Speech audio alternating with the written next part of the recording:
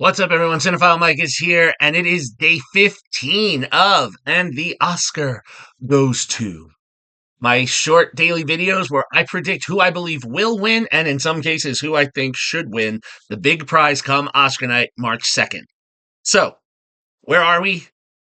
We're going in the order of the life of a film. This film has been made. We're just about ready to send it out into the audience. But before we do that, we want to make sure we get just the right emotional pull, which means we have to talk about best music, original score. Can't have a good movie without a solid score, and the nominees are Daniel Blumberg for The Brutalist, Volker Bertelmann for Conclave, Clément Ducol and Camille for Emilia Pérez, John Powell and Stephen Schwartz for Wicked, and Kris for The Wild Robot. Let's talk about these a little closer. First up, Blumberg fills our ears with a score that is reminiscent of the music we would hear in the period within which our film takes place, whether we're mixing in some of the period jazz at appropriate moments or having these really powerful piano moments. The piano score that plays with this, really summons both the happy and the not so happy moments that this journey takes us on. Next, we have Bertelmann's score, which is just as tension-filled as the film that we are watching.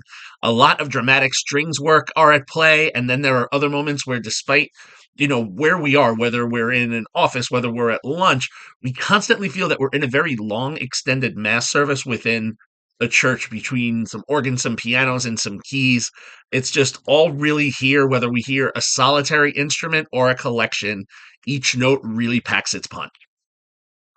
Then we have Ducol and Camille, who show a gift for adding almost haunting chorus vocals to the mixed genres of music that they bring to show the cultural attachments of the country with which our film is set.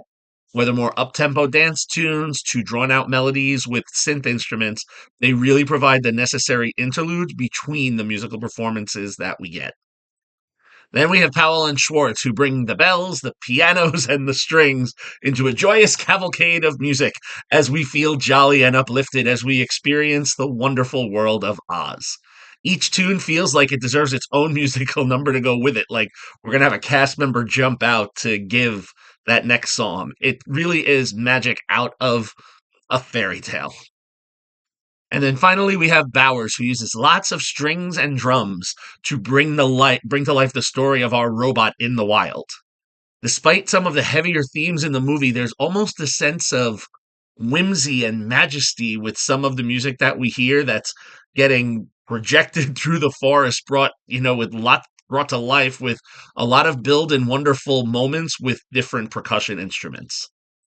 Okay, so we have a divide here today. My feelings who I think should win this and will win this actually differ today. So let me start by saying the prize isn't just going to go a certain way because of length of movie, although history tells us that. But sometimes the longer the film, the wider range of story, the more impact that a score can have. So to that end, when they open the envelope, I actually feel pretty strongly that we are going to hear Blumberg's name called for The Brutalist.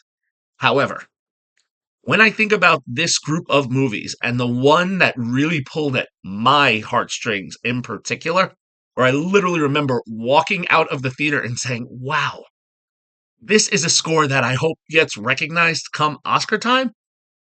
And this was before we had or seen all of these nominees, but the one that stuck with me, I have to say who I think should win this one would be Bowers for The Wild Robot. This score has stuck with me. I think it should get that top prize. I know it probably isn't going to, but you know what? I was happy to see that this film entered the conversation. All right, so there you have it. See everyone tomorrow as we look at the other music award, Best Original Song. But until then, this is Cinephile Mike saying take a break and watch something new.